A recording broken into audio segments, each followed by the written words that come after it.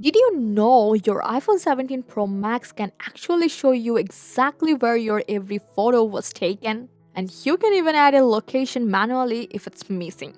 So let's see how you can turn on location for photos on your any iPhone.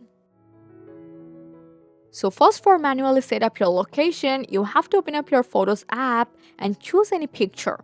Now tap on this info button. If there's no location added, just tap add location. Now type the place name and it will save instantly. So now if you want your iPhone to tag every photo automatically, just go to settings, go to privacy and security, and then from location service, here you have to make sure this is turned on. And also from here you will find your camera app, and here you have to set it to while using the app.